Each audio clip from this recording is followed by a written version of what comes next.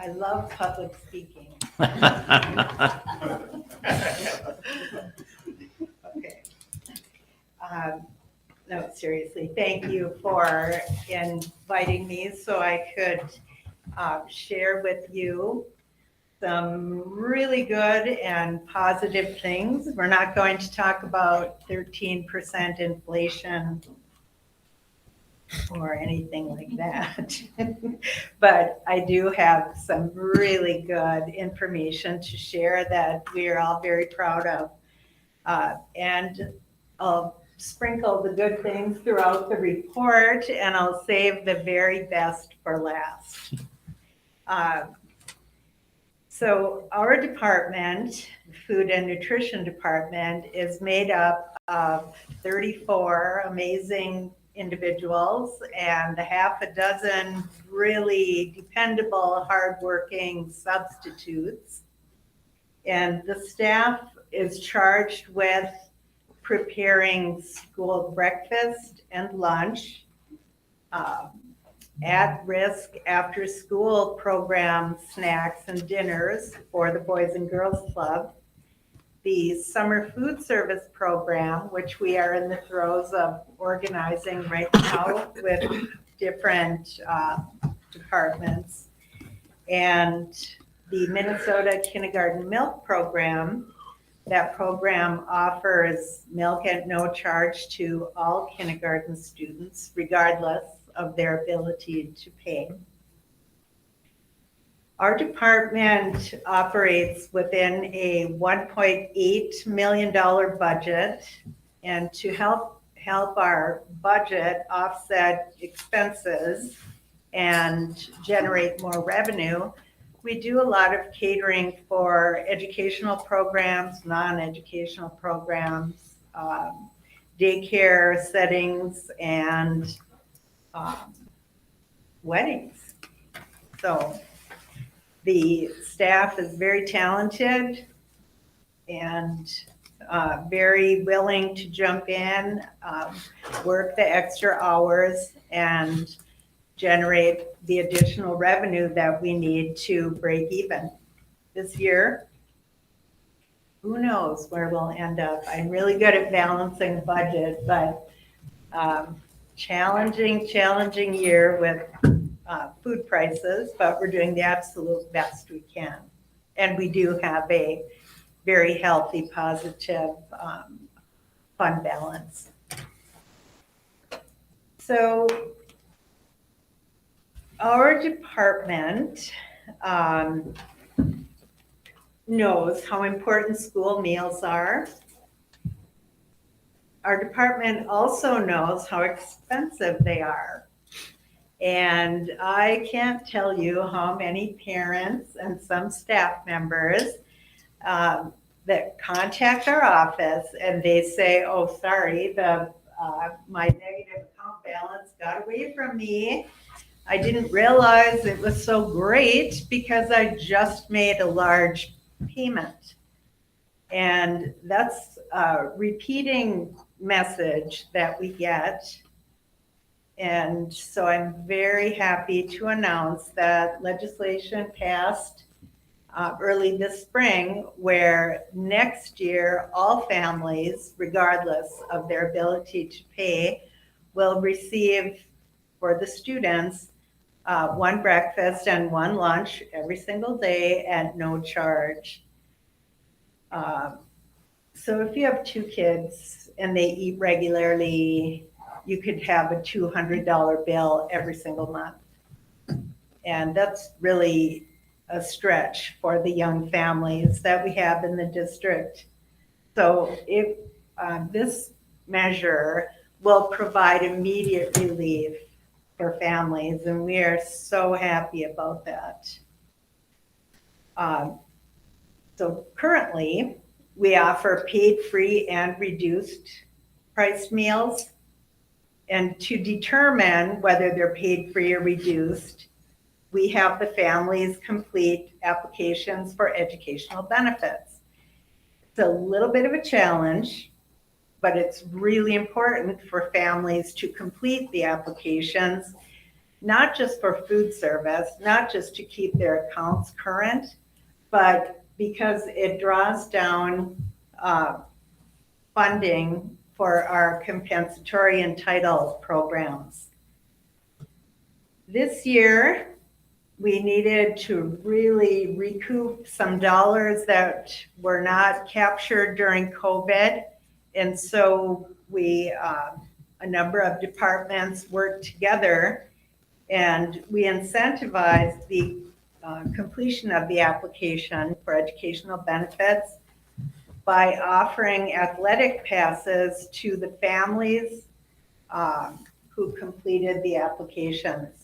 And it was so great and positive that we increased the funding $1.6 million, over $1.6 million. So we went from 1.7 million to 3.3 million. And just imagine how the buildings appreciated that funding for those programs. And the collaborative effort was with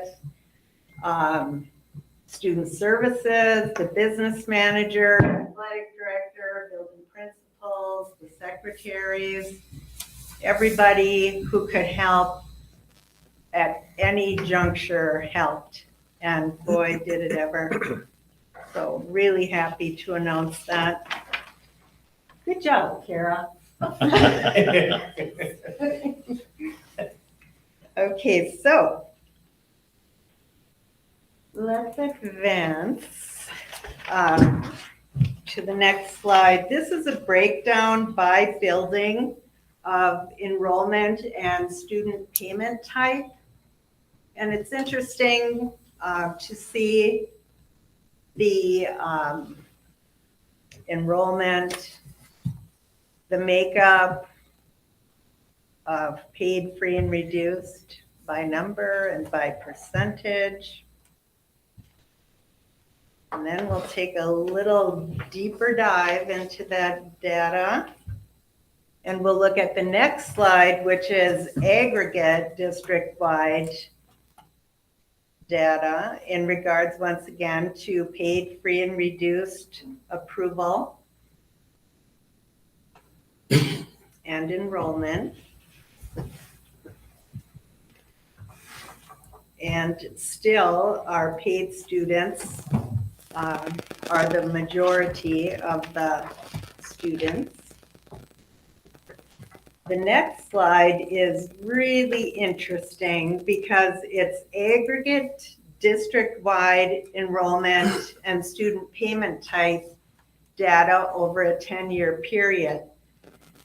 So if you look at the school year 2019-20,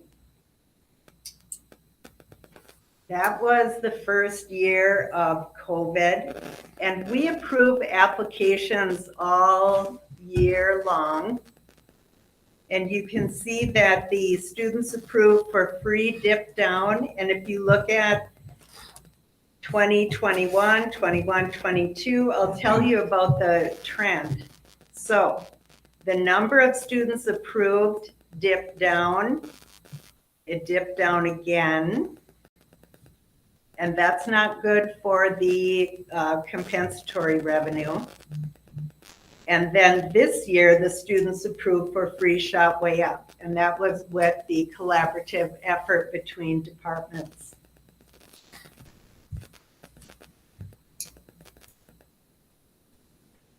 One reason that the numbers dipped down is for a couple of years during COVID, the families did not have to apply for meal benefits in order for students to receive free meals. Everyone received free meals. So families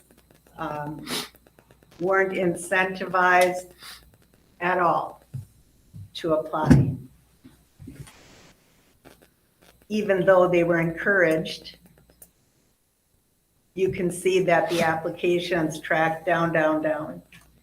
And with the reduced students in 2019-20, That was the year of COVID.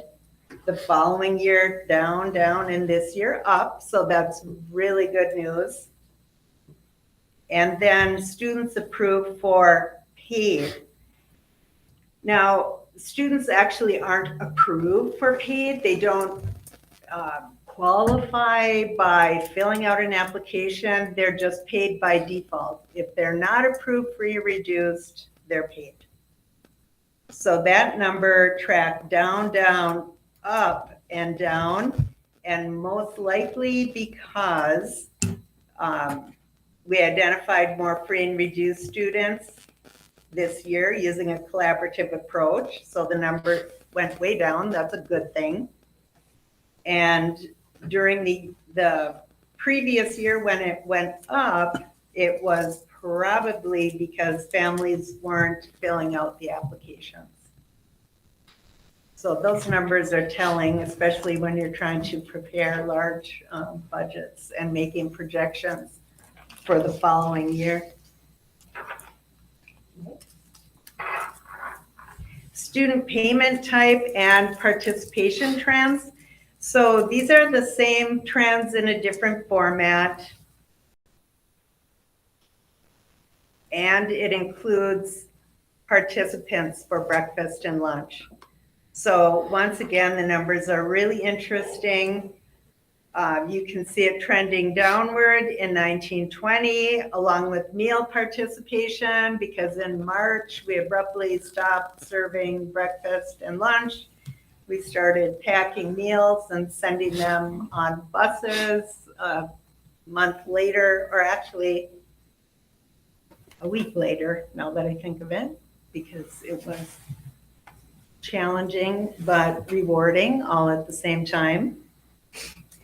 The downward trend continued the following year. And again, if you recall, there were a large number of students that weren't in the building. And then the downward trend for benefits continued during the 21-22 school year. Again, we're thinking that that was because they were able to have meals without means testing. And that was a federal program, by the way. The one starting next year is a state program. And then as educational benefit approvals decreased, so did funding for the educational programs. And as promised, I saved the best for last. Every year, our department sets a unique goal, and the goal has to be helpful to students or helpful to other departments. And for the past few years, we hosted an internship for a college student. And the college student has to be a graduate of Grand Rapids Senior High, unless there isn't an applicant to the internship program. And these interns can satisfy college level classes working under a dietitian. The internships are few and far between. They're very hard to get. And so we're excited to offer those to our students. But we did something a little different this year. Now, the school district is obligated by statute to address transitional opportunities for students with disabilities. And that includes the area of employment. So our goal this year was to attempt to collaborate with the work experience program. And when we notified Jodelle Crecelius of this, she said we made her day. And she was so excited. So the goal for the student that we would select to work with our department would be to teach that student skills that would develop their independence for future living, future employment. We created specific opportunities for the student worker to acquire skills such as pattern recognition, counting, matching, sorting, developing higher motor skills, and he learned to coordinate steps and to work steadily. He's a senior, and he was very comfortable working in our department, and he looked forward to coming to work. He also looked forward to giving me a fist bump afterward as he was heading back down to his classroom. I have never, ever broke the rule of saying I have a favorite in our department, but I can tell you without a doubt, he is my absolute favorite. And I just love a whole bunch of them, but he is my favorite. So what questions do you have? What are you going to do next year? Oh, is that a loaded question? As far as putting together the program for no charge. No, to get them to fill out those. To get them to fill out the application. Yeah. I think that we're going to have to repeat something similar to what we did this year. That made a significant and obvious difference. What we do, we go to school kickoff, orientation. We send applications home. We make them available online. We send out reminders, and it just hasn't been enough. And so the obvious difference was having principals say, we need to get this filled out. We have to everyone should fill it out regardless of whether you think you'll qualify or not. Having the business office send out scales of where we're landing and how much further we have to go. Having the athletic department, and it was the athletic department's idea to incentivize by giving something. And that was the athletic passes. And then the athletic department secretary issuing the passes. My secretary doing aggregate data and then narrowing the lists, and student services. It really worked so well having everybody. It was a lot of work for everyone, and it fit in, and it was very positive. Next year, just we know from COVID, when they didn't have to worry about paying or not, or having a negative balance in their account, there were so many that didn't fill out the application. So. Polly, can you tell us a little bit about you get a lot of like produce and stuff from local farmers. I don't know if everyone knows that, but can you talk a little bit about that? Yes, so for many, many years, we have been participating with Farm to School through our primary vendors. And then in the past few years in Grand Rapids, a hub was formed for handling and issuing produce to schools, hospitals, different large users of produce. And so as much as possible, we're trying to bring that a little closer to really just be more impactful with our local farmers. And there really is a way to do that and be efficient while we're doing it. Last week, we met with one of the key people who organizes the hub and getting the food from the farm to the hub, from the hub to the user. So my favorite is the delicata squash. And we do a lot of local apples. We do carrots too, but not to the scale of the apples. The students really love the local Honeycrisp and some of the other local varieties. Yeah, and we have, for next year, we are speccing broccoli, cauliflower, onions.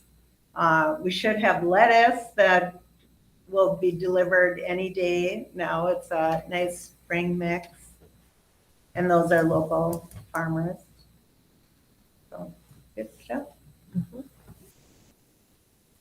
Polly, do you advertise much for the catering section, or is it No. mostly word of mouth? It's definitely word of mouth. We're trying just to keep a careful balance between providing a service and overstepping our bounds. It's definitely beneficial to all the users of the food and nutrition program, especially the paid users, because we're able to keep the school meal prices to an absolute minimum. Just keep the prices affordable for the families that have to come up with a couple $100 every month. 100 per student in a month. Thanks. David? Polly, thanks. I think you do such a wonderful presentation. What changes will you make next year as we have food for breakfast and lunch for all of our students? Will there be any dietary shifts or? Okay, so our meal pattern is derived from USDA. So we don't have an awful lot of wiggle room. We have minimums and maximums for calories. We have nutrients, vitamin A, vitamin C, vitamin B, that we have to calculate. And we have weekly measures that we have to meet. Okay. Same with quantities of food. And all of the students who participate in the breakfast and lunch program must have a half a cup of fruit or vegetable on their tray just to initially get past the cashier. So that all doesn't change. The meal pattern doesn't change. Okay. Thank you. You're welcome. Mr. Chair, probably that kind of struck a question for me, David's question there. Obviously, there's going to be an increase in meals next year. Do you have any idea on how many more we're looking at? Yeah. Obviously, if everybody ate, we know that number, but any prediction on how many are actually going to eat breakfast or how many we think are going to eat lunch? Being Yep. it's going to be free? So the number will definitely increase. And that's partly why we like to track the participation, because if you look at the past few years, I did put a projection on here. Let's start there because there's something telling about the projection too. So if you look at the projected number of breakfasts and the projected number of lunches for this year, they decreased from last year. So when people had to pay, there was sticker shock. And they're participating to the degree that they can afford to participate.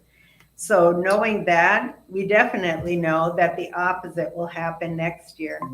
And next year, we really want to promote participating just because of the immediate financial relief that they'll have in their accounts, they'll have on their grocery bills, and people need to be reminded of that. If they're going to the grocery store and buying fruits, vegetables, and cold cuts, they can do that hundreds of dollars less if the kids participate in breakfast and lunch. So we haven't put together our budget yet because we don't have the federal reimbursement rates yet. We don't think it'll double, but we want to drive that number up at least another half of what it is. And just really keep notifying families. It's as though they have to really hear it over and over before they believe that it's really for everyone and it's really at no charge for anyone. We've had people line up already and say, wait, what about the free? Oh, that's next year. Thank you. Thank you, Polly. Thank you, Paul. Mr. Chair, if I can just add, I think something good to make sure that, you're aware of as board members, community too. One of the things that comes up from time to time, it gets talked about at the legislature is about, and sort of as a springboard for the free meals, kids that don't have enough in their account. We serve every kid, whether they have money in their account or they don't. The days of turning kids away are long, long past, and the days of serving cheese sandwiches are long, long gone. We serve kids whether they have food in their account or not. So just to put that out there, and I want to just acknowledge too, Polly hit on some of the requirements that we have. It's significant. Designing those menus so that they check all those boxes and meet all those nutritional and quantity requirements is tricky, and Polly and her team do a great job. Thank you. Mr. Chair, I think it's important that we continue to talk about that, other requirements. And I'm just making an assumption here, being there's going to be more kids eating, we're probably going to have more complaints about, why can't we have French fries? Or why can't we have this and that? You know what I'm saying? So I think it's important to make sure that's always at the forefront, that we got these guidelines that we have to follow in providing the food. Yes, definitely. Well, and I think too, having 5 kids of my own and knowing how challenging it is to have unanimous decision on where we should eat lunch sometimes. Polly has 350,000 different people that had lunch probably this year, and they all have different opinions about what their favorite foods are, and so that's tricky too. But you do some things with trying food out too. Yes. So if you want to talk about that, I think it's cool. Yeah, we do. Well, let's see. Some newer, I'll say newer items on the menu are pasties, for example. A lot of people didn't know what they were, and almost nobody liked rutabaga in them. So, learning experience for us. The pasties stuck, so now people know what that is, and they like them. They line up for it. We have pot pies now that we haven't given that a try, and that's stuck. Porchetta. So porchetta, of course, being more of a northern Minnesota, definitely more specific to this area on the East Range. A lot of people didn't know what it was, and now they love it. So we're always trying something a little bit new, and we try really hard. I must have said this along the line. I'm super thin-skinned, so if we do set beautiful goals and do really nice things, and someone says one negative thing, oh, I just can hardly stand it. But in spite of that, we try new things. Last year, we brought jicama on and blocked our ears. So, but now this year, they have an appreciation for it. The same with the delicata squash. They didn't want to try it because it was squash. And then they tried it, and it's so mild, they couldn't help but like it. So I didn't catch it. Do you put the rutabagas in them or not? I might come up and eat them. Yeah. I love rutabaga and pasties, but no, the rutabaga got the heave-ho. It was one way to get them to eat the pasties. Holly, I congratulate you and your staff on giving our students proper nutrition. At the end of the day, having students properly with proper nutrition for breakfast and lunch shows up at the end of the day in test scores and healthier students. Thank you.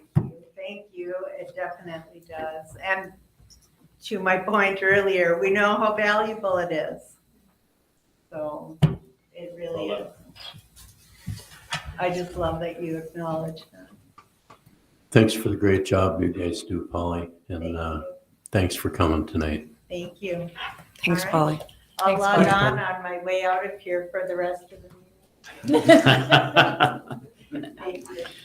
So at this point, we're going to adjourn the workshop, and we will call the regular board meeting to order. Please stand for the pledge. Pledge allegiance to the flag of the United States of America and to the republic for which it stands, one nation under God, indivisible, with liberty and justice for all.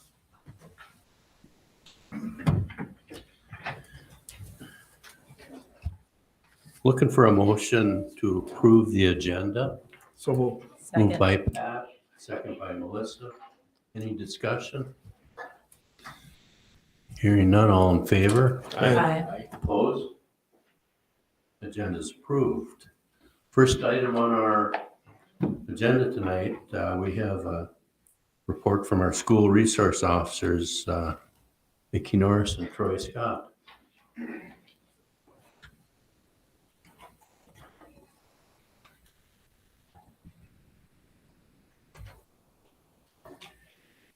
Good evening. I'm Troy Scott, School Resource Officer at the high school. Mickey's unable to attend tonight. I'm not sure, but she'll be at the middle school. Just give you an update of kind of what's going on with us over the course of the year since we last met. One of the things that we wanted to start doing more and more of, I know, and or at least continuing with, was building relationships with staff, students, principals, anybody else that's in the building, school board members.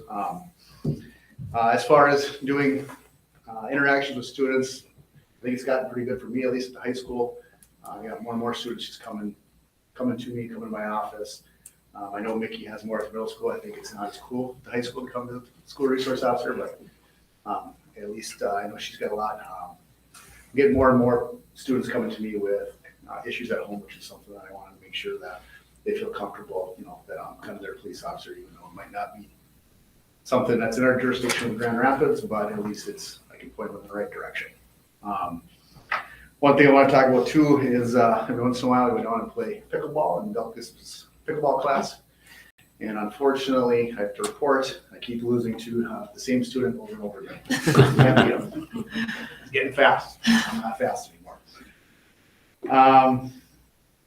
Another thing that happened just recently, I don't have the date right on the top of my head, but end of April, we got the DARE fundraiser, or the DARE Twins trip for the fifth graders again.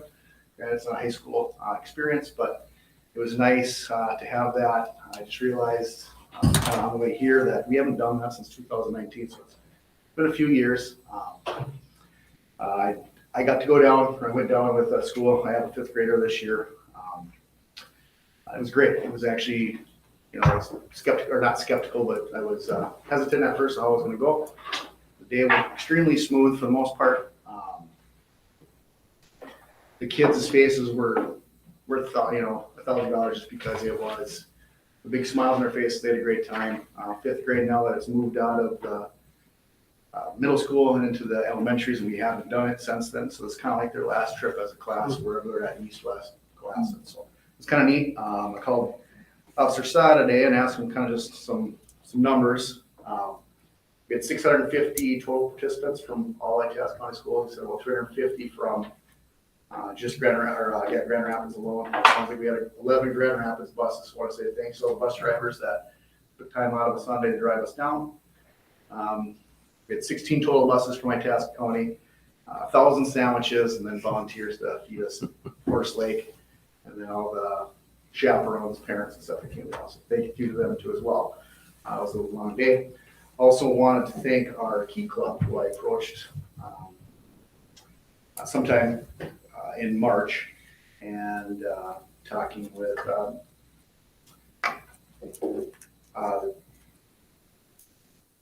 the instructor. We got them to donate some time for the spaghetti feed, so they came and some of the students came out and helped. I don't know if it was cleanup or do plates, whatever it was, but they came down and helped. So thanks to the Key Club. We got the vape detectors up and running since the last time we came in. We saw kind of a high spike when we first got it. I guess I don't know, if that was the bar where we started, but now we're seeing less and less and less. That being said, we kind of always knew we weren't going to stop our vaping completely, but move it out of our bathrooms for sure.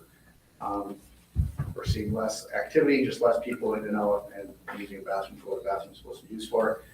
Unfortunately, with that, I will say I talked to Mr. Linder, our tech teacher at high school, and they do a cleanup of one of those classes.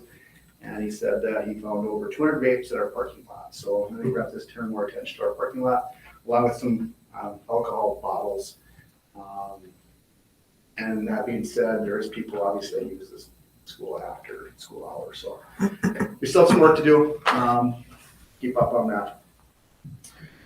I did want to get some numbers with vapes, but I was trying to talk to a guy that kind of has it, Nick Adams, and I wasn't able to get in contact with him the last week or so. So I don't have a lot of numbers.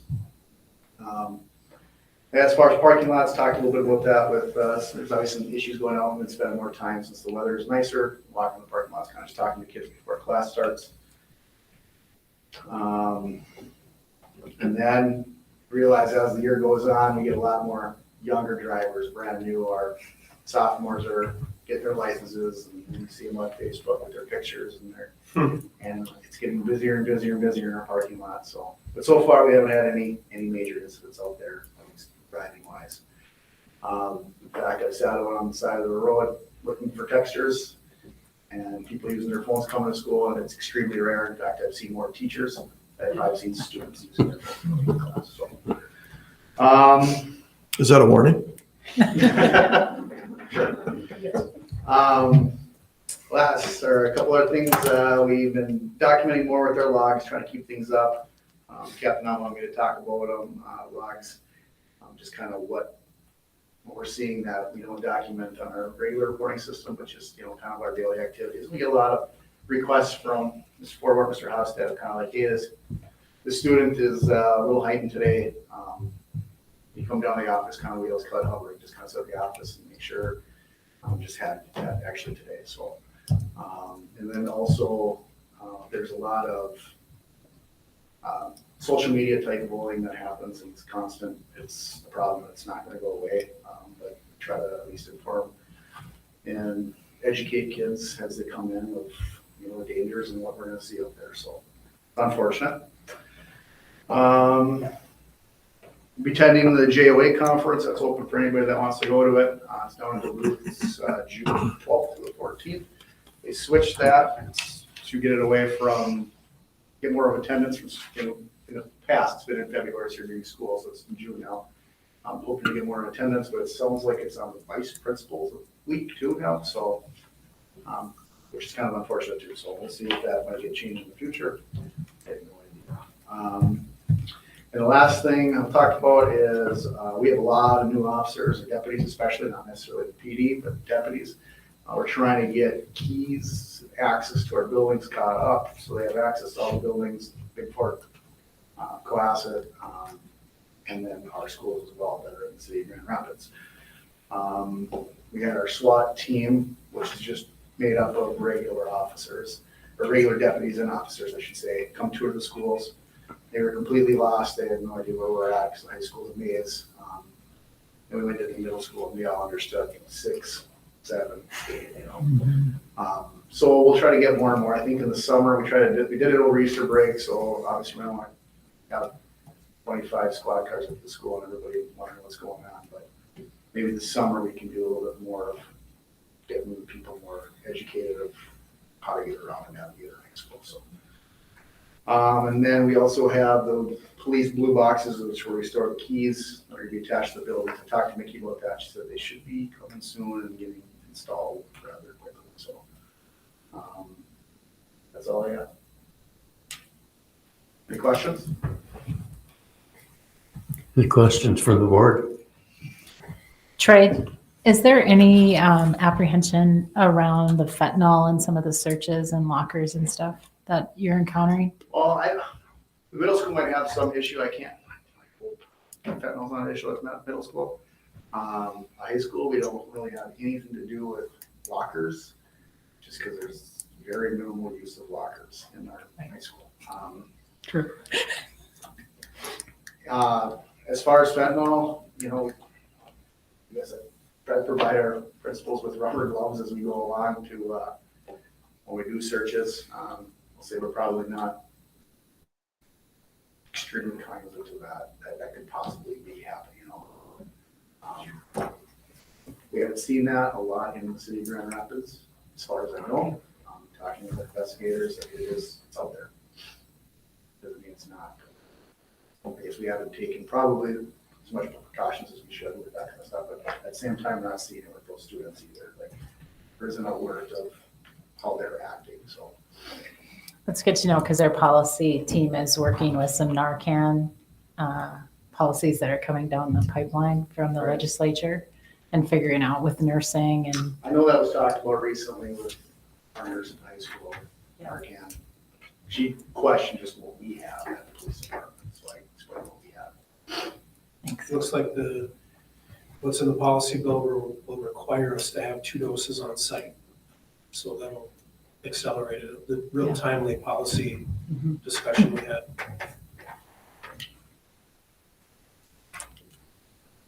Thanks, Troy. Thank you, Troy. Thank you. Next item on the agenda, we have a principal's report from Grand Rapids High School. Darren Hofstad. Thank you, Mr. Chair, board members, Superintendent Gross. It's my pleasure to be here once again to do a report. On behalf of the Grand Rapids High School, just want to make a couple of connections with a couple of the presenters that you heard tonight. Obviously, the relationship and the partnership that we have with the Grand Rapids Police Department, Officer Scott and Officer Norris. It's a partnership that obviously is critical to the safety and security of our buildings, our staff, and our students. And there's a lot of things that we can do as a school, and there's a lot of things that they can do as a police department. When we work together, really we can accomplish anything. I love having the partnership, but also the connections there. So, I thank Officer Scott for his report tonight, but I think he underplays sometimes the significance that the SROs play in high school. And as well, you heard from Polly tonight with food service, and she talked a little bit about the transition goals that some of our students with disabilities have, and for her to partner with some of our teachers and bring some of those students on board. It's really inspiring, and it really is, you can see the light and twinkle in Polly's eyes when she talks about that student and that internship, and it's really powerful stuff. So this is a great segue into what we're going to be talking about tonight, career-connected learning. And this is something that we hear a lot about, maybe you hear about it as well from the community, is like what's going on up at the high school? Why aren't they teaching skills like money matters, or where's some of the tech classes, and where, are they even talking about careers? And absolutely. I mean, this is one of the emphasis tonight too, is to bring forth some of the things that we talk about with our students, because quite frankly, our students are changing. One of the things that we found out, and a lot of the board members up here have children right around my kids' age as well. And in 2021, one of the glaring statistics that we looked at from our SLEDS data was that only 51% of our students are moving on to a post-secondary education. Only 51%. 38% are entering the workforce right away. And we are sometimes stuck in the mode of who we think our kids are in the classroom. So it's really important that we look at this and we change our lenses as our kids change. And, you know, we can talk about COVID and we can talk about some of the things that, some of the barriers, the high prices of upper ed. But we also have to be able to meet kids where they're at. And I think that's why it's so important that we bring to you some information on career-connected learning. Tanis Henderson is one of our counselors, and she's spearheaded an effort in terms of looking at another platform for exploring career-connected learning, whether it's higher ed or careers. We, for a long time, had It's Your Future days at high school. You know, 4 half-day sessions where students would go through an MCIS protocol and meet these little goals and maybe write a resume here, explore a couple colleges there. And it was very clunky. You know, it was something that, you know, we kind of felt like we had to do or obligated to.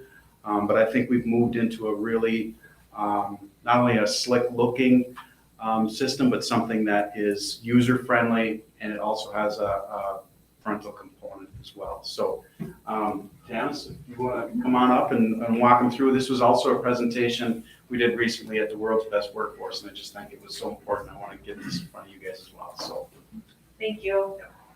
Do you need me to click, or how would you like me to do Clicker this? for that is right there if you want to do that part, and then. Got it. Hi, thank you for having me tonight. Thank you, Mr. Hofstad. We're really excited in the counseling department about really increasing our career-connected learning opportunities at Grand Rapids High School. So I just want to mention, whenever I get in front of an audience, I always like to remind everyone what a school counselor is and what school counseling is, because sometimes it can be misperceived. It's not the guidance counselor of the past that many people my age and older had, you know, in school. We work with all students on academic, social, emotional, and college and career readiness. And so, you know, like we've heard about from the presentations earlier, we know that, so much of a student's life it connects to other parts of their life. So if they're not eating well, they might not be doing as well in school. The same goes for if they're not doing well in school, it's going to impact their career. Or if they're feeling, like they're having some mental health concerns, that's going to impact their academics or their options for the future. And so we know all of these domains are very interconnected. And so we really honor that in students. And we know that having that piece of that college and career can really provide hope for students. So career-connected learning is just going beyond kind of those half days or those kind of one and done type seminars for students. And it's really thinking about how can we integrate it into all things that students are doing throughout their 9th through 12th grade experience. So having field experiences, them having academic success plays into that, as well as connecting academics to career exploration. We also kind of use the next career pathways model that we want students to explore in their younger years. A lot of different types, their interests, different types of careers, so they can have lots of different experiences, so they can excel into whatever it is that they want to do beyond high school. And like Mr. Hofstad said, this isn't just a 4-year school, but we know there's a lot of different options that our students are having, and we want to make sure that we are getting them the information that they need to know what's best for them. So Zello is a career and college platform that we use where students can do different types of interest inventories, create resumes, house portfolios, set goals and transcripts. They can track their courses. They can do all sorts of things within Zello. And so I'm going to show you in a minute here kind of what Zello looks like. But something really cool that we did last week was we actually launched an aspect of Zello called Zello Family. And so all families were invited to create an account to see what their students have been working on this year in the Zello platform. And so we sent the message out last week, and already over 260 families have linked their accounts to their students. And so I felt like that was a very good response for the first 5 days of having launched this part of it. So this is just a quick, less than 2-minute video on what Zello Family is.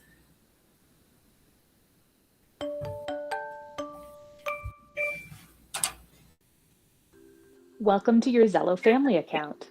From here, learn more about your child's interests, motivations, and their goals to support them in their plans. From your dashboard, manage your personal account, find out how Zello works, and try out Zello in your own demo account. Most importantly, view what your child has been working on. If you have more than one child using Zello, they'll each have their own profile. Click on their name to see all their work organized into different sections. In About Student, check out the skills and interests they've added to understand their motivations.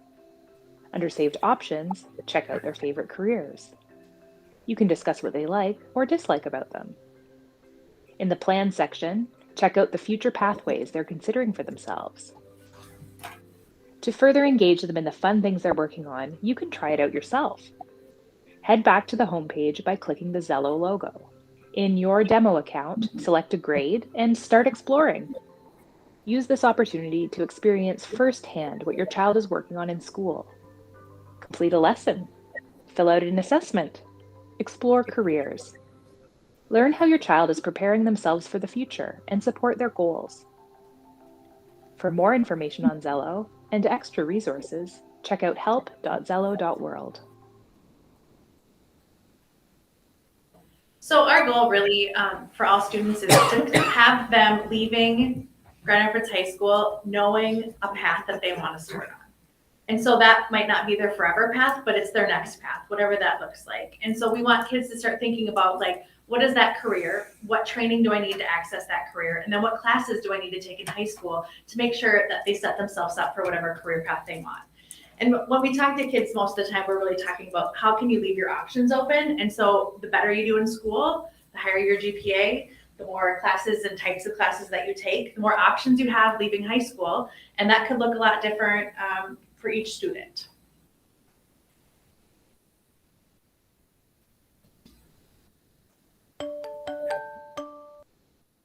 So before I show you the program, we also partner with Avid. And so our Avid class students, they use Zello a lot in the classroom, as well as with the IS Connects career pathways. We're actually figuring out how to track pathway completion through Zello. So we're hoping to have that launched for next year. So we'll have an accurate idea of how many students are on each pathway at the high school level. And so we're really excited about that. As far as the actual, it's got your good. All right. So as far as the actual platform goes, I'll just kind of show you a little bit here. So every student and family with their demo account has access to this, and we'll say, hey, their name there. And then here are the core lessons that students can access. So lessons are great because they're already kind of canned resources that teachers can use, but that we can also use to have students go through similar learning. There's core lessons, and then there's also non-core lessons, but there's just tons of different resources here for students. Zello actually does go down to 6th grade, but we only have it through starting in 9th grade, but we can actually use the lessons from the middle school as well. And they can stop and start the different lessons. And we're actually working on our scope and sequence right now. So we're hoping to have like a career seminar 1 and a career seminar 2 built out so that students will really have a core understanding before they enter their senior year. And then they can access our career internship program after completing those 2 courses, if you will, as they get older. Students, when they log in, they can take different assessments. So there's these 5 different assessments. They can explore career schools and majors. They can save them. They can create goals and plans, and they can also plan for college. We can also assign assignments. We can link different resources. The cool thing is after all of these assessments really like work together, and they give kind of like a super match of careers that are best fit for you. So when you come into About Me, it actually says the different types of careers that would be your best match, and then it says what type of match it is for you. So great news, one of my excellent matches is school counselor. And so in each career, you can actually like take notes and explore the career. You can see different types of careers that are similar to the career you've matched with. You get a description, finding out the demand, what type of workplace it is, how your personality styles relate to the career that you're looking at, working conditions, earnings, And then it kind of shows income, both salary and wage in Minnesota or other states, which is neat for students that might not want to stay in Minnesota. And then it gives career paths and it gives education and training. The great thing about Zello is, so say a student wants to know what kind of training, they can actually just click on the training. It'll pull them right to the major that they're interested in. It gives related information. But as it goes down, it shows by state what schools offer that program. So they can see right when they're there. They can save it and come back to that later and start to kind of create their own portfolio in this saved option, or they can save career schools or majors. So another cool feature about the career matches, and I mean, who doesn't like to take quizzes, right? I mean, I think it's very much one of those like online things, you know. Students can actually like take these over again, but they can also click in and find out why it's an excellent match for them. So for example, for a project manager, that would be an excellent match for me based on the skills lab, the skills I want to use, and also based on the interest that I have. They can go in and see how they answered the questions and why that would tell them what a good career match is. You know, I think a lot of the time we see students and they might say like, oh, I'm interested in this or I'm interested in that, but they don't see how a career can match to those things. And so this takes some of the guesswork out for them. And it's also really cool because I think it opens up kids like blinders essentially to see like careers that maybe they hadn't heard of before or they hadn't thought of, or different fields and how they relate to one another.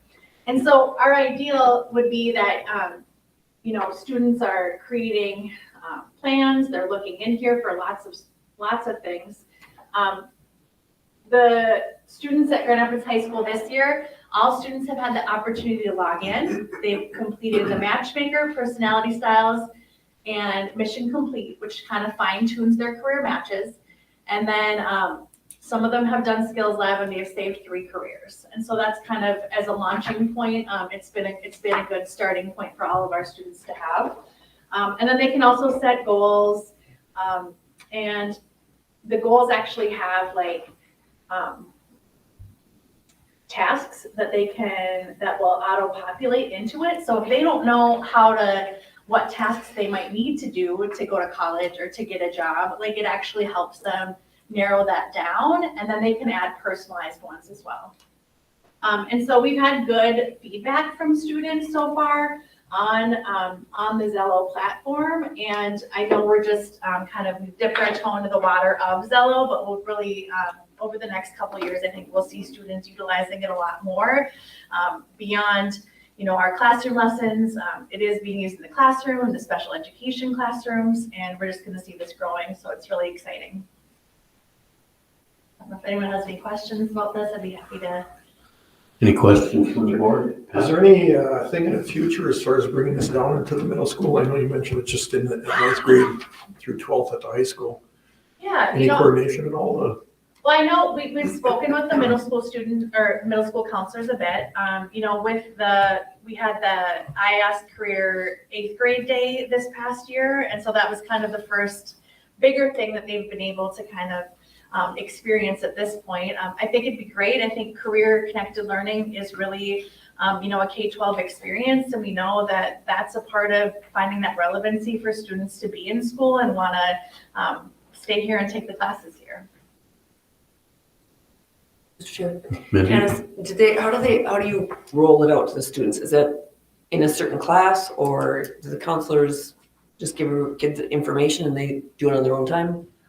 No, so all of the students, we schedule different times, either during recharge or during class. And so we sat with the kids and had them have the rollout to make sure that they could log in and get in. It's single sign-on with our Google accounts.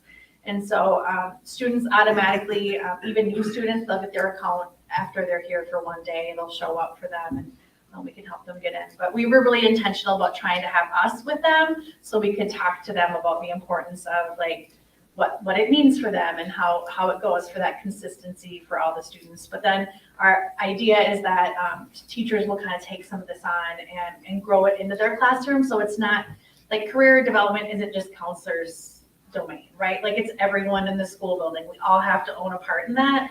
And so we've had some teachers jump at that, which has been awesome. And we just hope to grow their capacity in doing it, getting them some training over, the next year as well. Mr. Chair, one other question, and maybe it's more so towards Matt. Is there any link to Big Fork at all with this? Not aware of one. Okay. Big Fork, I think she still uses MCAS. And we definitely are piloting, this is our first year in this. We've been able to kind of explore what the capacity is and what it's obviously something that I think more and more schools will jump at the opportunity. We've had good success, but like Tana said, it's nice to have that hand over hand, guidance right away, even with high school kids. That's been really important in terms of the rollout. Is there a way, like, if you pick something and it's like, no, I don't want to do that. That almost like, Yeah, no, you can just help hide coach it. them, it's like. Yeah, so when it comes up, actually, there's like a box that you can hide it. So say like, a student with an allergy got beekeeper or something, you just hide it and it goes away. And the cool thing is, this is what I always tell students, I said, if you are set on a career and it doesn't match for you, add it. There's nothing that says that this locks you into anything. This is just opening their ideas and thinking about, what's beyond the jobs that they might know or are familiar with. Anybody else? What a great report and how informative for us. Thank you. You're welcome. Thank you. Thanks, man. I'll get you all your demo accounts. You can let me know, okay? Thank you. Yeah, I'd like to know. I got it. You too? Yeah, I got it. I didn't understand it, so this was great.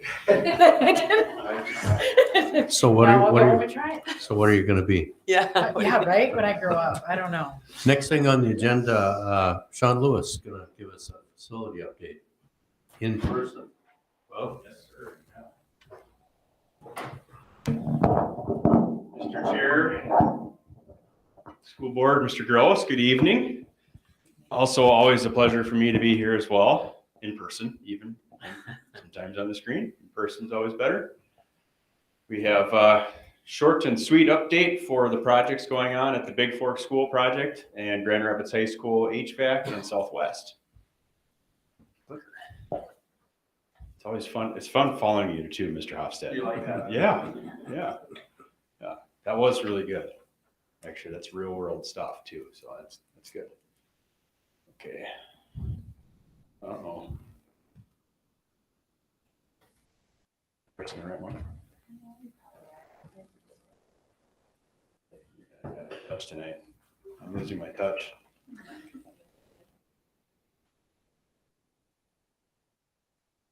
There it goes. Does the clicker work now? Go. Thank you. Julie's awesome. Thank you.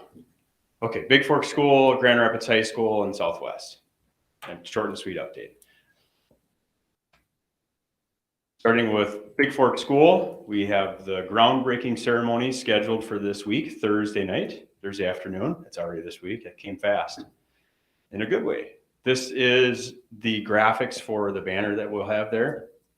We'll also have some gold shovels, hard hat, safety vest, ice cream. Am I speaking out of turn still? Okay, ice cream.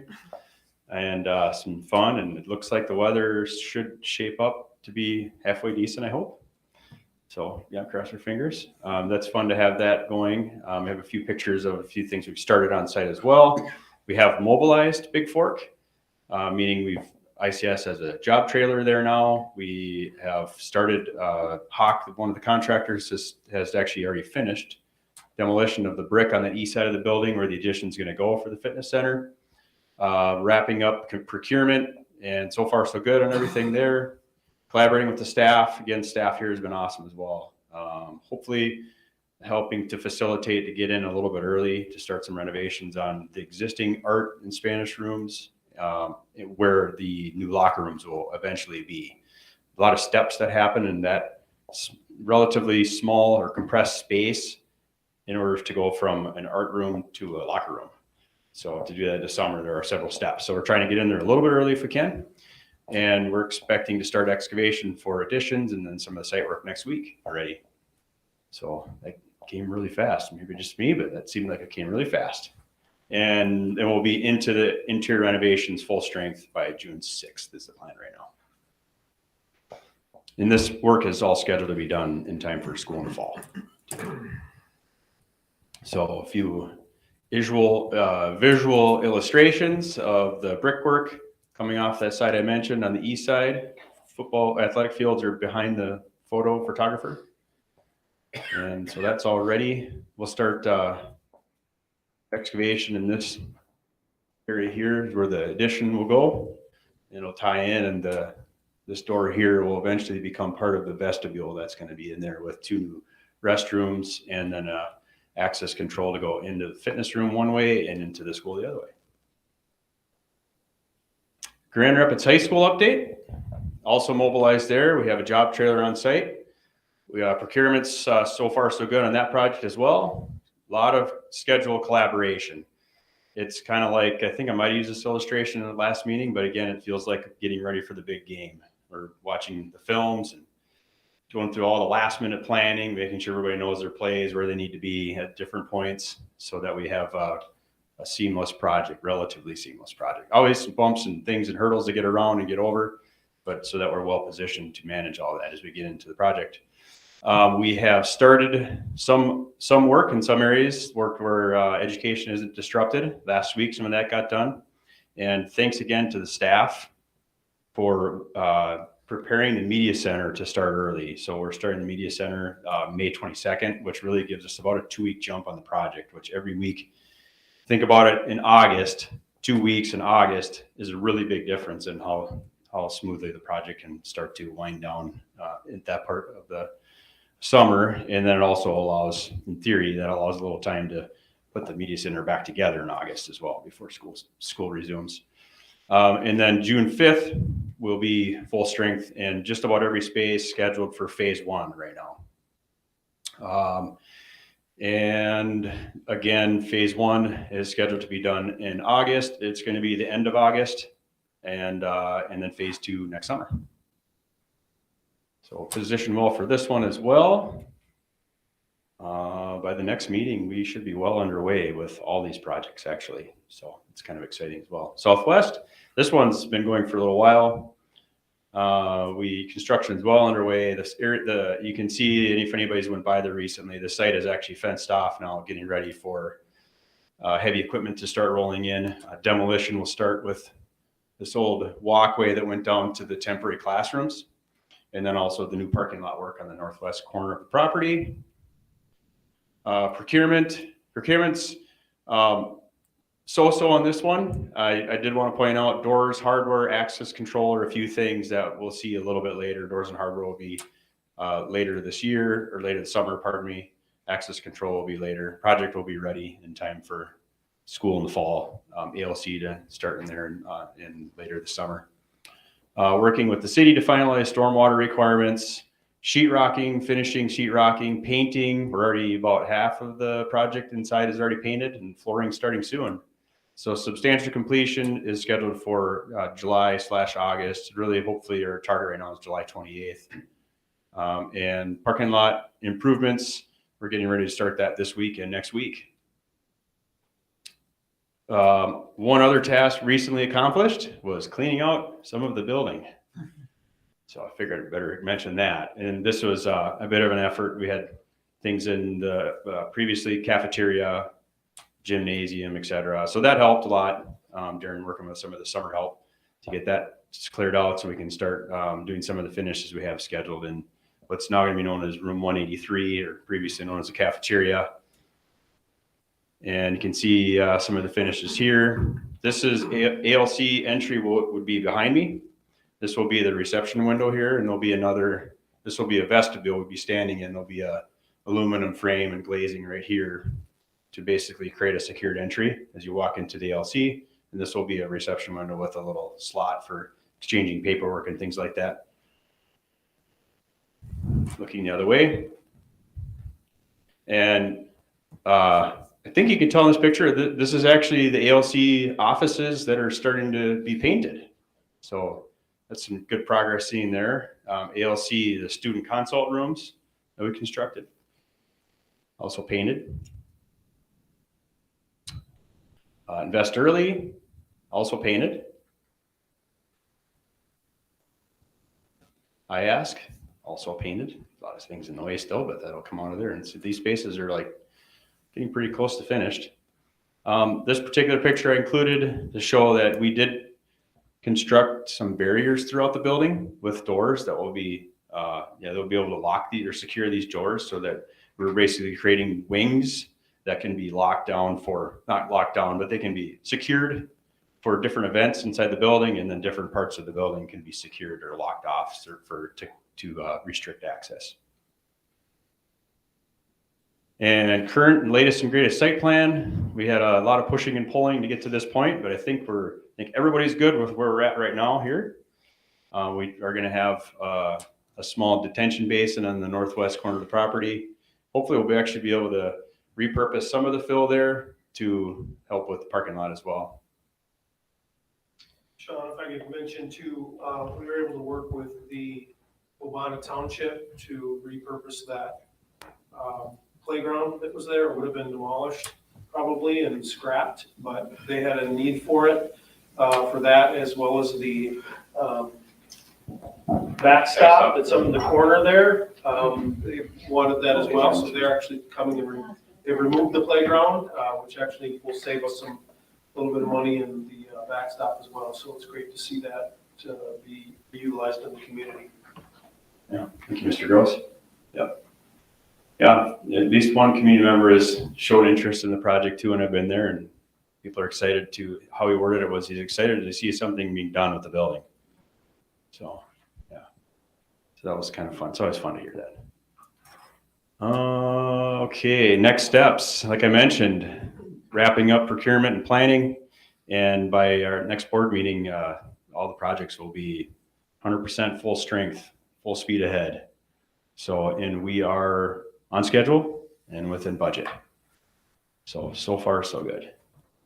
Any questions though? Sean, are there renderings of like where the entrances and stuff in the building will be in Southwest? I had a couple of neighbors just ask like where some of the doors or access points are going to be and what that might look like. Are there renderings that we could put up somewhere? Yes, ma'am. Well, we don't have them yet, but I could certainly work on that. How's that sound? Yeah, and we've just had a few community, I think everybody's kind of interested and it's gaining some excitement. Good. People are glad that the building's being used, just like, what's it gonna look like? Where are the access points? So that'd be great, I think. Yeah, let me see what we can work up. Any other questions at all? Thanks, Sean. Thank you. Great report, and it's always good to hear about the positive things that are happening in the buildings out there. Yeah, my pleasure. Thank you. Kind of a reminder, we are reducing the district footprint as we go.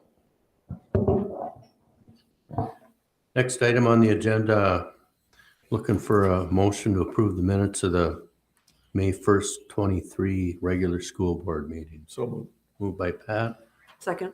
second by Mindy. Any discussion? Hearing none, all in favor, say aye. Aye. Opposed? Minutes are approved. Next item on the agenda is to approve the April 2023 claims in the amount of $6,105,518.68. Do I have a motion? Moved by Ben, Second. second by Melissa. Discussion? Hearing none, all in favor say aye. Aye. Opposed? Claims are approved. Next item on the agenda, Casey, it's our consent agenda. Thank you. Good evening, board. On the consent agenda tonight, I just want to make a quick comment. The first item, and then the 8th item, say replacement hire, and that replacement should be taken off. There is a note on those items that they were small additions with some other budget reductions in the building. First item, Dan Alto, part-time music teacher hire. Joseph Anselmo, teacher replacement hire. Danielle Asplin, .2 FTE IB coordinator replacement transfer hire. Susan Bigwood, ESP retirement. Sue will have served for 32 years in the district. Eric Blair, head girls basketball coach replacement hire. Greg Bullock, computer technician resignation. Dale Christie, teacher retirement. Dale will have also served 32 years. Katie Cody, part-time physical education teacher hire. Andrew Fox, custodian replacement hire. Diane Franzine, ESP retirement. Diane will have served 9 years. Leon Furlong, custodian resignation. Dwayne Giffen, boys basketball coach resignation. Nicole Kaiser, teacher replacement transfer hire. Jody Mix, teacher resignation. Sarah Oja, girls basketball coach replacement hire. And Julie Robinson, teacher replacement hire. I'm recommending approval of the consent agenda. Looking for a motion to approve the consent agenda. So moved. Moved by Mindy, Second. second by Melissa. There's no discussion on the consent agenda. All in favor say aye. Aye. Opposed? Consent agenda passes. Next item on the agenda is a resolution placing Olivia Downey on partially unrequested leave of absence. Casey? Thank you. So back on April 3rd, the board had approved the proposed placement of 5 teachers on a partial unrequested leave of absence pursuant to Minnesota statute 122A40. There is a wait period that has to lapse before final approval. There was no teachers out of the 5 that requested a hearing, so I'm recommending that each of the resolutions be read and approved. Okay, so I'm looking at this point for a motion on Olivia Downey's unrequested leave. So moved. Moved by Melissa, Second. second by Mindy. Clerk Marty, do you want to read the resolution? Yes, this is the resolution placing Olivia Downey on partial unrequested leave of absence. Whereas the School Board of Independent School District number 318 adopted a resolution proposing placement of Olivia Downey on partial 0.5 FTE unrequested leave of absence on April 3rd, 2023 on the grounds of lack of pupils and financial limitations, and whereas said written notice of the proposed placement on partial 0.5 FTE unrequested leave was received by Olivia Downey on April 4th, 2023, and whereas said written notice of the proposed placement on partial 0.5 FTE unrequested leave contained a statement setting forth the reasons for the proposed placement, as well as a statement that she was entitled to a hearing before the school board, provided that she make a request in writing within 14 days of receipt of said notice, and that if no hearing was requested within said 14-day period, it constituted acquiescence by Olivia Downey to the school board's proposed action. And whereas no written request of any kind was received by the school board or superintendent of schools from Olivia Downey for a hearing as of April 17th, 2023.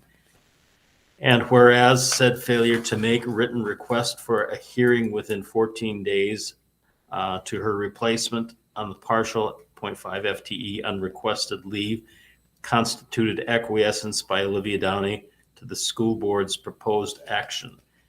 Be it hereby resolved by the School Board of Independent School District 318 that Olivia Downey be and hereby is placed on partial 0.5 FTE unrequested leave of absence as a teacher of Independent School District 318 on the grounds of lack of pupils and financial limitations, effective at the end of the 2022-2023 school year on June 2nd, 2023, pursuant to Minnesota statutes section 122A.40 subdivision 10, without pay or fringe benefits. Be it further resolved that a notice of placement on partial 0.5 FTE unrequested leave, together with a copy of this resolution, be forwarded to said teacher by certified mail or personally, and that a copy be placed in her file. Is there any discussion of the resolution? Hearing none, Julie, I think we need a roll call vote. Melissa Barr, Yes. David Martin, Yes. Ben Hawkins, Yes. Pat McGarry, Yes. Mindy Neuring, Yes. and Mark Schroeder. Yes.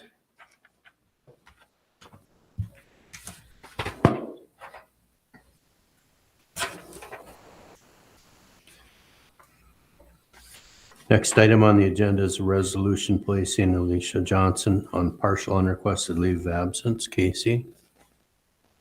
The next item is identical with the exception of just being a 0.1 FTE. Need a motion and a second. So Moved by Pat, Second. second by Ben. David, could you read the resolution? This is a resolution placing Alicia Johnson on partial unrequested leave of absence. Whereas the School Board of Independent School District 318 adopted a resolution proposing the placement of Alicia Johnson on partial 0.1 FTE unrequested leave of absence on April 3rd, 2023 on the grounds of lack of pupils and financial limitations. And whereas said written notice of the proposed placement on partial 0.1 FTE unrequested leave was received by Alicia Johnson on April 4th, 2023. And whereas said written notice of the proposed placement of partial 0.1 FTE unrequested leave contained a statement setting forth the reasons for the proposed placement, as well as a statement that she was entitled to a hearing before the school board, provided that she make the request in writing within 14 days of receipt of said notice, and that if no hearing was requested within said 14-day period, it constituted acquiescence by Alicia Johnson to the school board's proposed action. And whereas no written request of any kind was received by the school board or superintendent of schools from Alicia Johnson for a hearing as of April 17th, 2023, and whereas said failure to make a written request for a hearing within 14 days to her placement on partial 0.1 FTE unrequested leave constituted acquiescence by Alicia Johnson to the school board's proposed action. Be it hereby resolved by School Board of ISD 318 that Alicia Johnson be and hereby is placed on partial 0.1 FTE unrequested leave of absence as a teacher of Independent School District 318 on the grounds of lack of pupils and financial limitation, effective at the end of the 2022-2023 school year on June 2nd, 2023, pursuant to Minnesota Statutes Section 122A.40, Subdivision 10, without pay or fringe benefits. Be it further resolved that a notice of placement on partial 0.1 FTE unrequested leave, together with a copy of this resolution, be forwarded to said teacher by certified mail or personally, and that a copy be placed in her file. Is there any discussion on the resolution? Hearing none, Julie, we need a roll call vote. David Marty, Yes. Ben Hawkins, Yes. Pat McGarry, yes. Mindy Neuring, Yes. Mark Schroeder. Yes. Yes.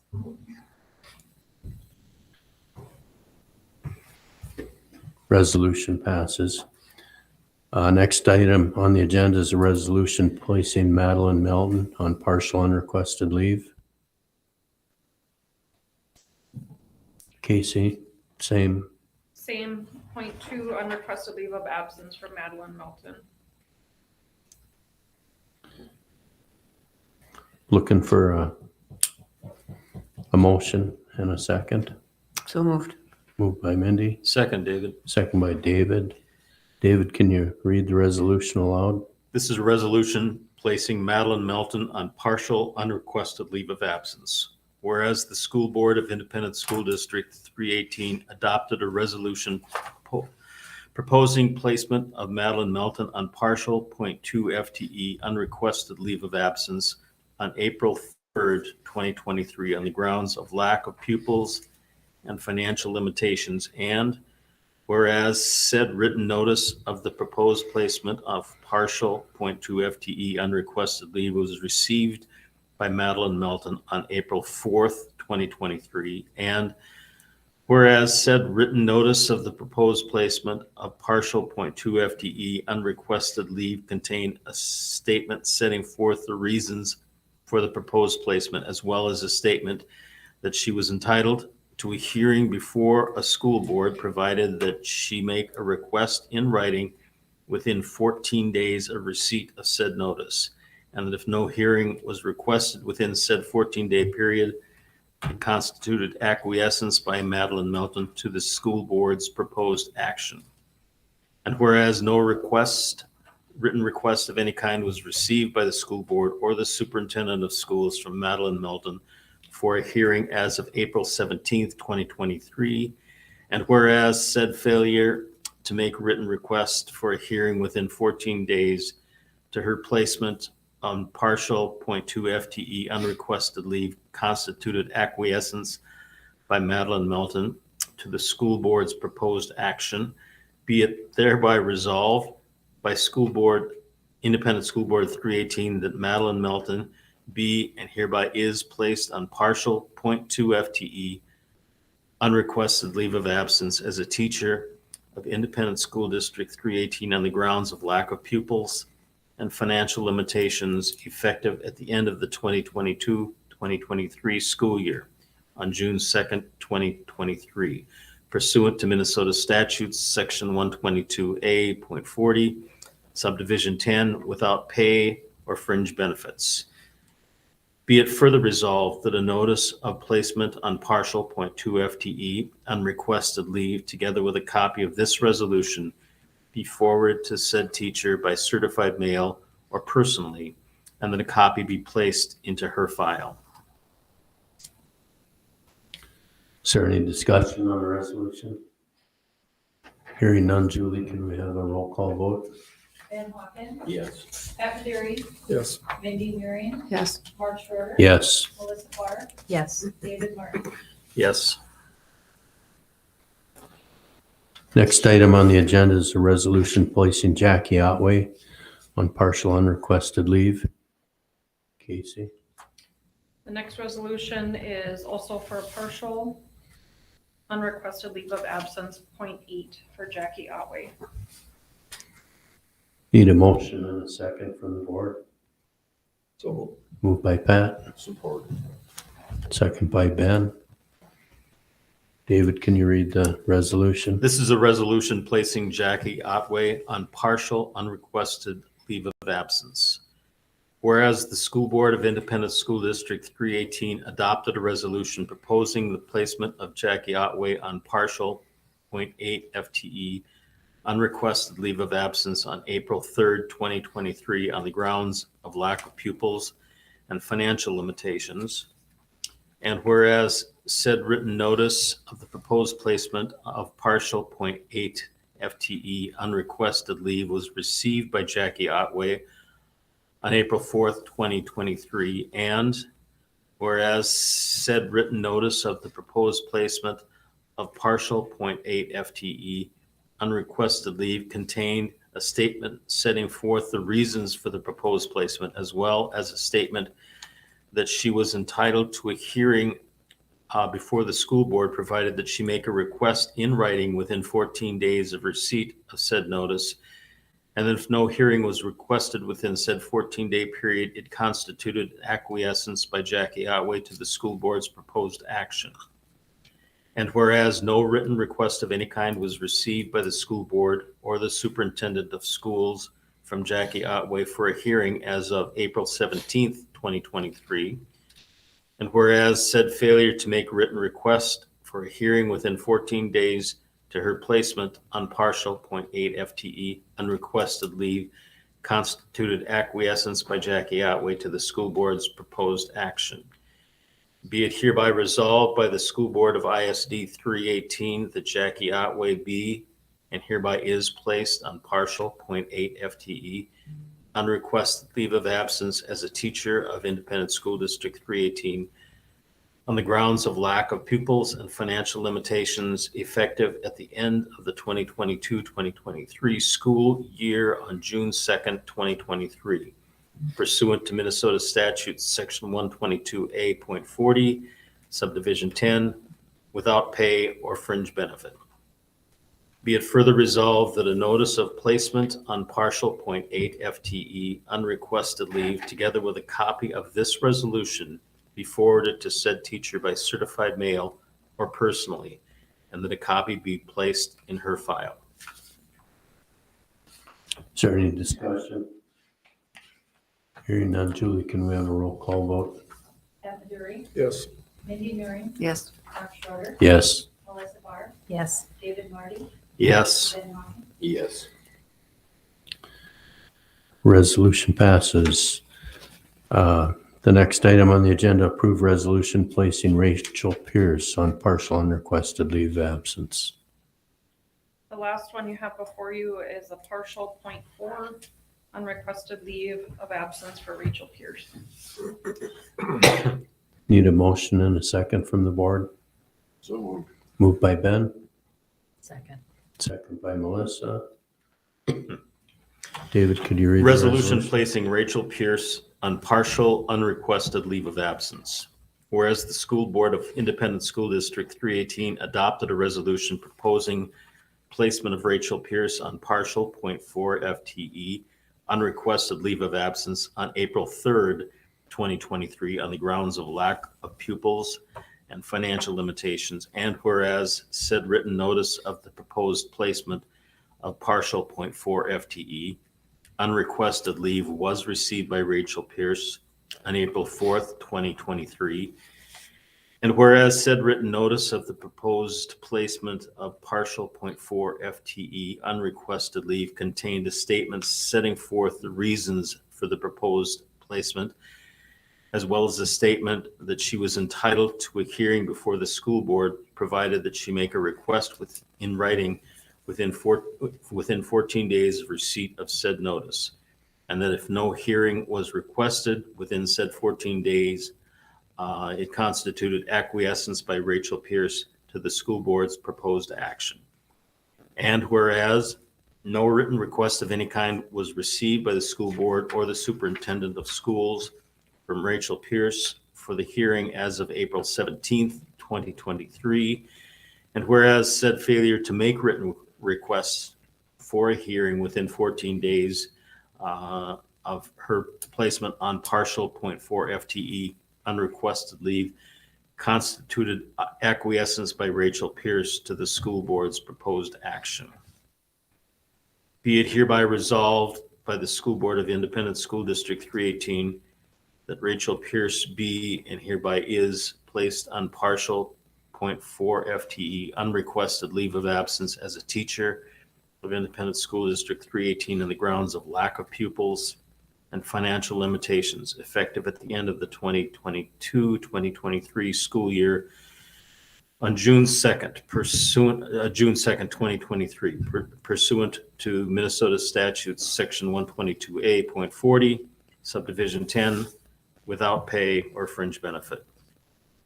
Be it further resolved that a notice of placement of partial .4 FTE unrequested leave, together with a copy of this resolution, be forwarded to said teacher by certified mail or personally, and that a copy be placed in her file. Is there any discussion? Hearing none, Julie, can we have a roll call vote? Mindy Murray, Yes. Mark Schroeder. Yes. Melissa Barr, Yes. David Marty, Yes. Ben Hawkins, Yes. Ed Maduri. Yes. Resolution passes. Thank you, Casey. Next item on the agenda is to approve a resolution of intent to issue certificate of participation series 2023A for the Big Fork Improvement Project. Good evening. You have already approved this. You approved it last fall. Because the bids came in higher at Big Fork, need to issue additional lease levy. So the prior lease levy you approved was about 1.4 million. This is 1.6 million. In the next resolution, you're gonna approve, hopefully, to reimburse for the high school indoor air quality control project, which also came in over budget, which we initially thought. We are lumping these all together to save on issuance costs. So right now, I'm just asking you to approve the 1.6 million for lease levy. So moved.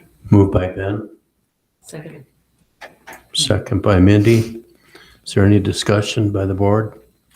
Mr. Chair, and more so a question for Matt and Kara in relation to this, if we're successful on the bonding aspect of it from the state of Minnesota, how does that affect this? If we were to receive the bonds and the bonds went to the city for the construction of the project, we would not be able to issue these certificates. Okay, so this is more of just a safety plan, if you will. This is like a backup plan. Yep. Okay. And it's my understanding we're in the cash running. We're in the At the cash state? bill. Yep, I got a confirmation from Senator Houseschild today that we're in cash bill. Any further discussion? Hearing none, all in favor, say aye. Aye. Opposed? Resolution passes. Thank you, Kara. Next item on the agenda is to approve a resolution of intent to reimburse certain expenditures from the proceeds of bonds. Yes, with the high school indoor air quality project, the cost coming in significantly higher than we originally projected and not taking a lot of the additional options. We're still going to need an additional almost $3 million in bonds to finish that project. We all know what's happened with the cost of metal and inflation. So this is just saying that if we were to spend that $3 million of the bonds we haven't issued yet, we would still be able to reimburse ourselves from those proceeds. So moved. Moved by Ben, second. Second. Second by Melissa. Discussion? All in favor, say aye. Aye. Opposed? Resolution passes. Next item on the agenda, accept the first reading of the following policies. Mr. Chair, members of the board, these policies were reviewed recently by our policy review committee in 513 on student promotions, retention, acceleration, and program design. There were some procedures that were moved and kind of reorganized so that they were accessible and on our website and accessible differently in the policy itself. Also some changes that helped us align with MSBA. Policy 707 around pupil transportation, again, that was alignment with MSBA's models. And just to note that, when we're working through these policies with our committee, we invite directors or staff that work most specifically with that area to come in and advise. So in this transportation one, for instance, we have Greg Olson come as the transportation director. If we're talking about students with disabilities, as in page 5, Anna Lloyd is there to speak into that, or there's changes specific to that. So it's part of our process. Finally, policy 712, there were some changes to how we're handling security and maintenance video and how that's stored and accessed, along with some other language changes from MSBA. This is the first reading, and you'll see these again for a second final reading and approval at the next meeting. And if there are questions or concerns, feel free to bring those up to myself or other members of the committee.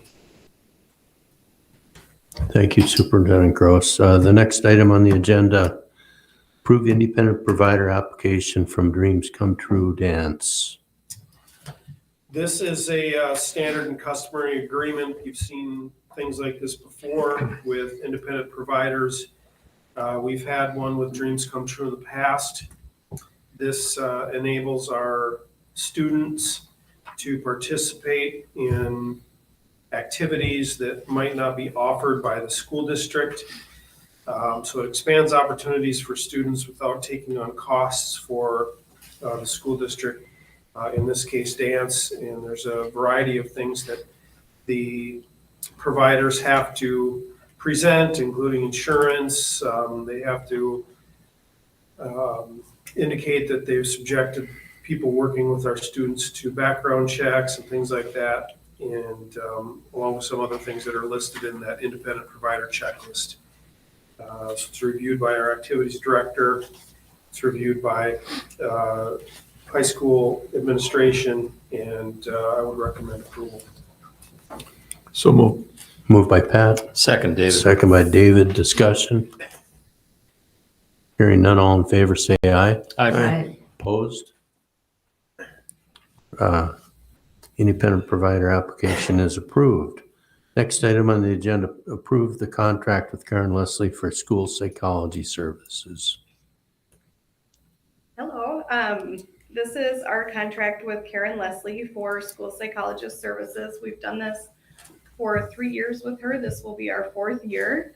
There's nothing new or changed to the contract for the upcoming year. Just to kind of update the board on this, I know a few years ago we put this together as a short-term solution because we were unable to find a school psychologist after having the position posted for over a year. Karen is unfortunately not a long-term solution. It's worked really great for us and she's absolutely excellent. But within the next year here, we're going to be starting to work on looking at some grow our own options. So if you know anybody who's interested in school psychology or getting licensed, if they're currently licensed in a teaching field, we can look at tuition support through the region as a possibility. Moorhead State also put together an online program, which was not in place 3 years ago. So things are looking up for the possibility of growing our own. So if you know of anybody, send them my way. But I'm looking for approval of the contract for the upcoming school year. So moved. Moved by Pat, Second, David. second by David. Discussion. Hearing none, all in favor, say aye. Aye. Opposed? Contract's approved. Next item on the agenda, Anna, you're still up. We are looking for an agreement to sell physical impairment devices to IASC.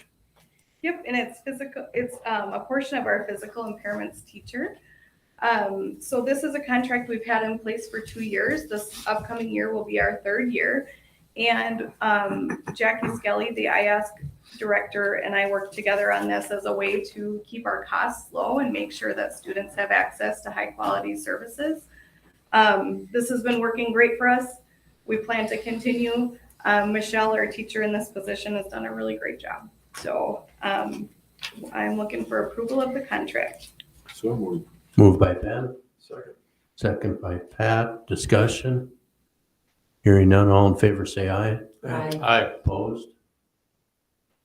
Contract is approved. Note of congratulations on the thoughtful way of working together to reduce expenses for all concerned and serve our students better. Yeah, it's been a great relationship. Next item on the agenda, approve agreement to sell deaf and hard of hearing services. All right, so this contract is just like the last one. This is for deaf and hard of hearing services.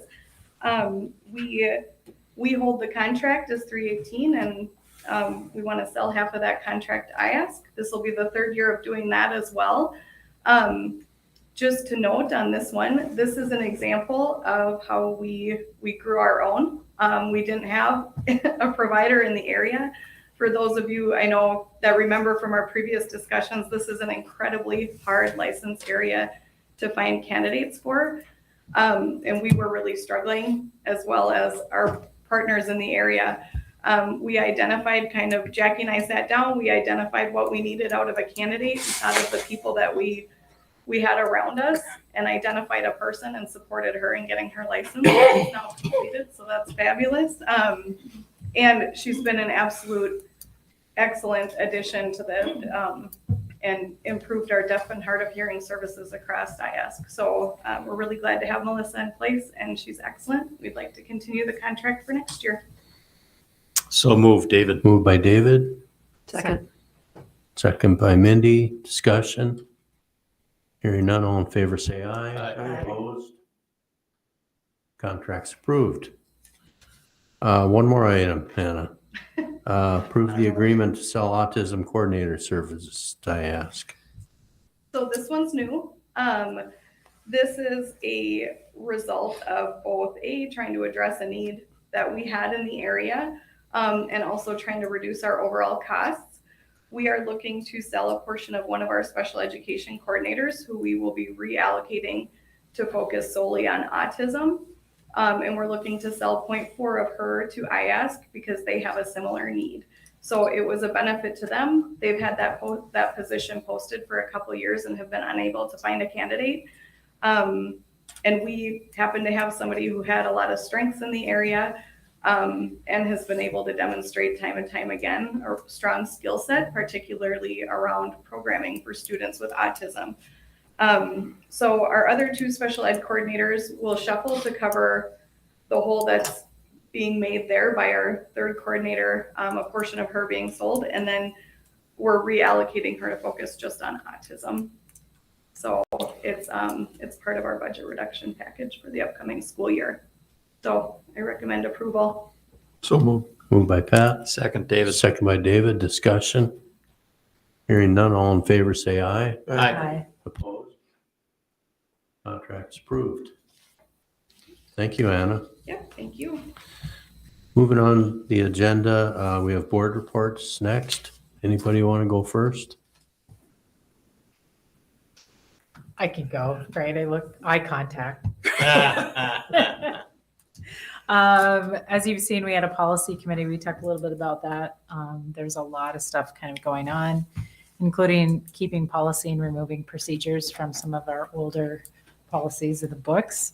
I've had several meetings with IASC in regards to contracts, budgeting, and then sustainable funding streams. And also IASC met with Kutaska on some building usage of Murphy and costs in that space. So it was a really good meeting, and I think it was just a meeting that we are all in the boat of cutting. Really, truly, almost every organization touching kids is trying to figure out how to deal with cuts and sustainable funding, and we're all connected. And so keeping each other up to date on what's happening and what we're thinking and what we need to do is going to be important in order for us to maintain relationships. So I'll just leave it at that. Pat? Mr. Chair, just a couple of negotiation sessions, teachers, ESPs, had labor management today, and I'll let Ben talk about that. And just a shout out to our three employees at retiring Susan, Dale, and Diane. It's a total of 73 years leaving the district. And as we've said in the past, you just don't replace those people overnight. So congratulations to those three and thank them for their service.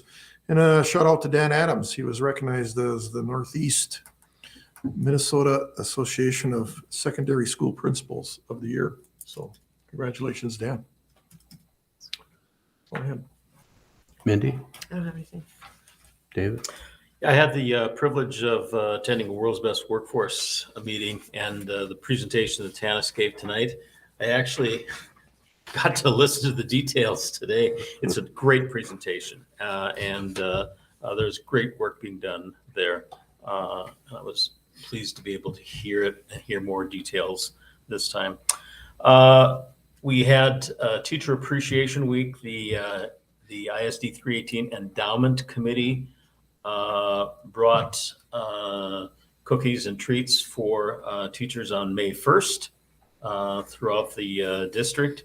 And the ISD 318 board brought teachers and staff members treats on May 3rd. And it's, we really do appreciate the work that's being done by teachers and staff members throughout the district. It's incredible work, in incredible trying times. And it's noted and appreciated, and wanted to let people know that we thank them for that. Ben? We had our labor management today, and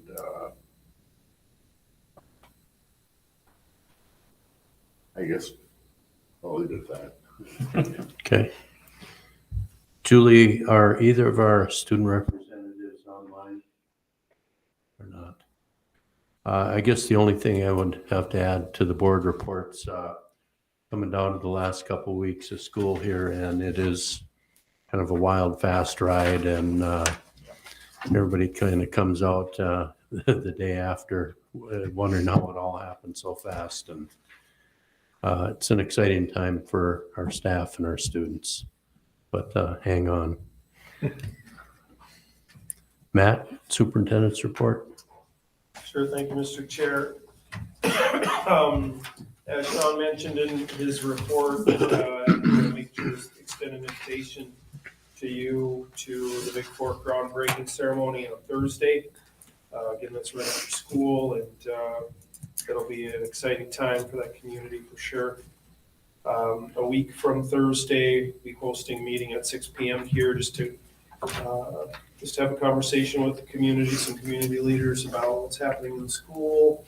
At that point, we should have even more clarity about what's happened in the legislative session, what that means, what it doesn't mean, and what our plan as a school district needs to look like going forward, and get some feedback from them. So I'll invite you to that. Pat said the negotiations are moving forward. We've had meetings with many groups. We've had a response from all of our groups to get to the table. So that's good to be at that early. Working with a realtor, he's finalizing the valuation on this building. And so we should see that soon. He said it's been brought up to him a couple times in the community, people inquiring. So it's being talked about, which is good. Again, part of our plan to reduce our footprint, reduce expenses and maintenance costs. A lot of plans for summer programming up and running and getting that going. And, already starting to talk about summer and fall and things like that. So we've got our feet in a couple different years here right now. I think that's enough for now. Gotcha. Can I just make one note? We did have a wellness, I just want to, I forgot to mention it. We had a wellness committee meeting, and part of that was to take a look at the survey. One of the reasons I wanted to talk about it, it didn't get shelved, right? We're talking about it.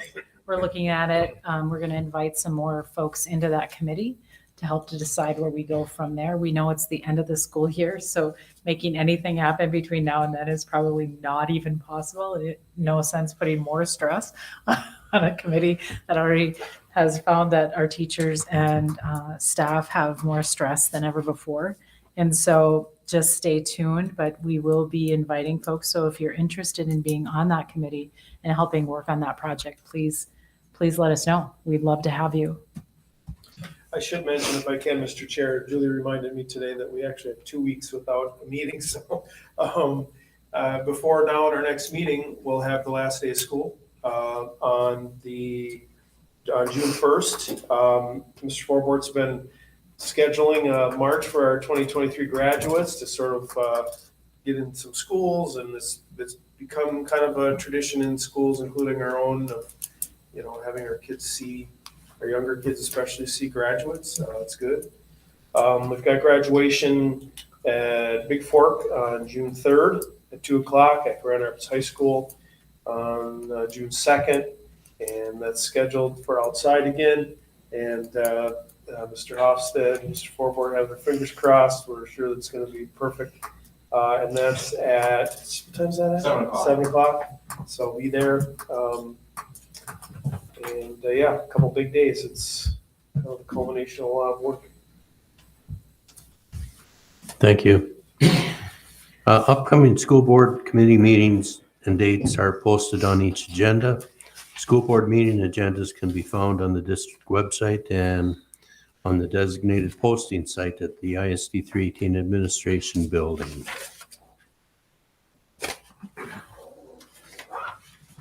Is there any other business to come before the board? Julie, do we have any signups for public input?